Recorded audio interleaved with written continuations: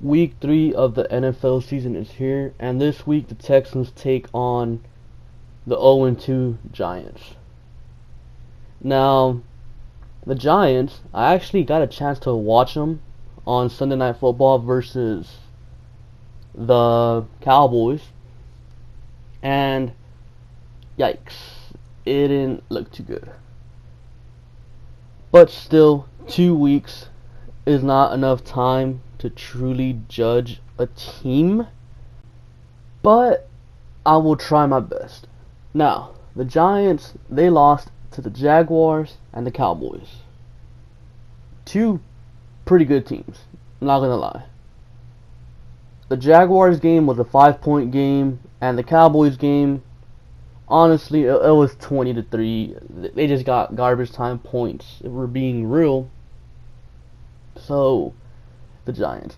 Let's start off with Eli Manning. Eli Manning, 2-time Super Bowl champion. At this point in his career, he's mediocre.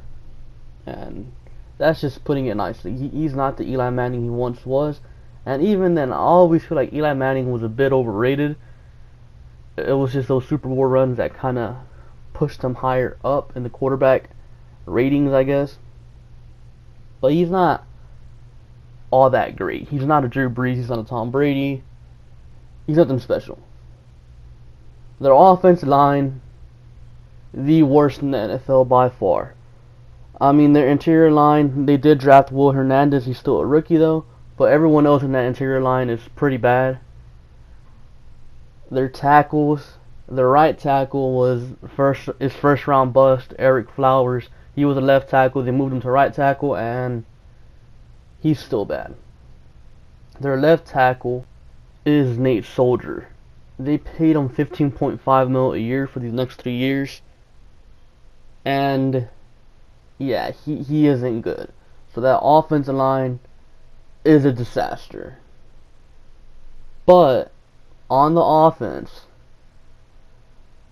honestly, I think the Giants have the best team when it comes to weapons in the NFL.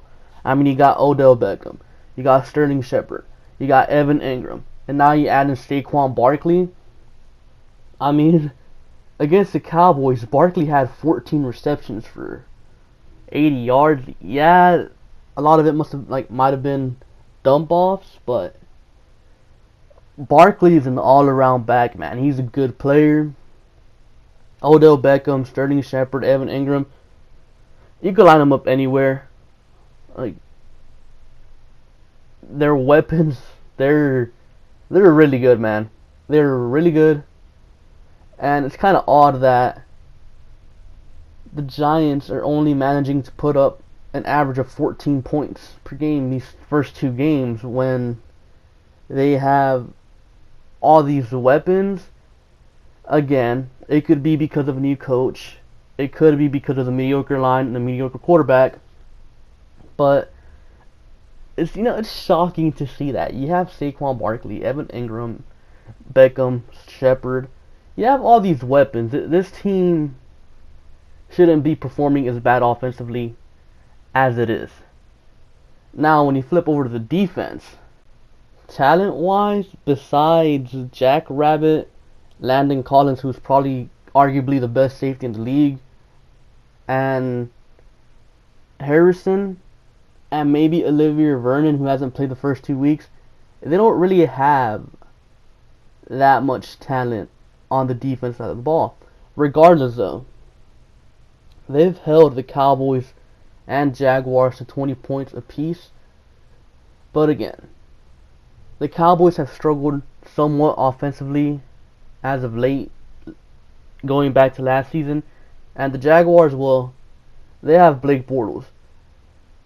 Elliott did have a decent game against the Giants on Sunday night, but the Giants do a pretty good job stopping the run. If you look at the stats, you'll see that the Giants don't do a good job stopping the run, but those stats are a bit misleading because They do a good job of stopping the running back, but Blake Bortles and Dak Prescott both had 40 plus rushing yards on them. So it's kind of not that they struggle to stop the running back. It's more of them struggling to keep contain on the quarterback from running. And maybe that changes with Olivier Vernon most likely coming back this week. And their pass rush has been non-existent these first 2 weeks. They have 1 sack against the Jaguars. They had no sacks versus the Cowboys, given the Cowboys do have one of the better offensive lines. But regardless, absolutely no pass rush. Again, it's something that can probably, most likely, be fixed with Vernon coming back. Vernon is their best pass rusher. He's probably their second best player in that front seven after Harrison. So maybe some things can be fixed with him coming back. That secondary, though, has allowed, I want to say, an average of like around 180 passing yards per game, which is, I want to say it was second in the league. So their pass defense statistically is pretty good, and talent-wise, it's pretty good.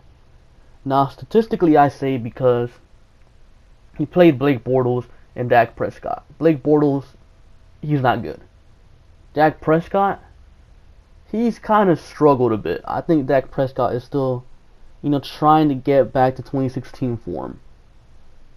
So that could be why, or maybe they actually are good because they do have the talent. They have Jack Rabbit, one of the better corners in the league. Jack Rabbit, Janoris Jenkins, if you guys don't know who Jack Rabbit is.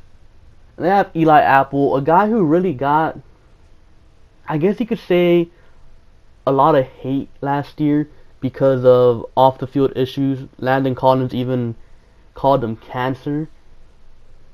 So he's a little underrated. I think Eli Apple is pretty good. They did lose Dominic Rodgers-Cromartie, DRC, but I don't think this secondary is really going to lose a step. They do have Landon Collins as well.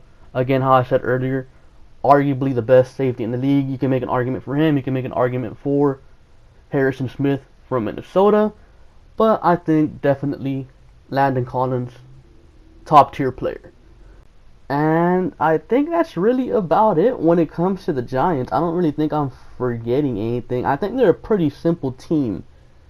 They have all these weapons on offense, but they don't have the offensive line, maybe even the quarterback, to truly make those weapons as dangerous as they sound on paper.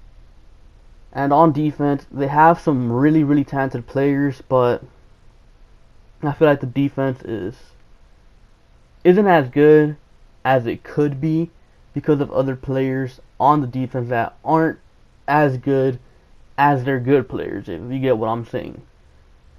So that's all I really have for you guys today. Be sure to like, comment, and subscribe. Thank you for watching, and I'll catch you guys later. Peace.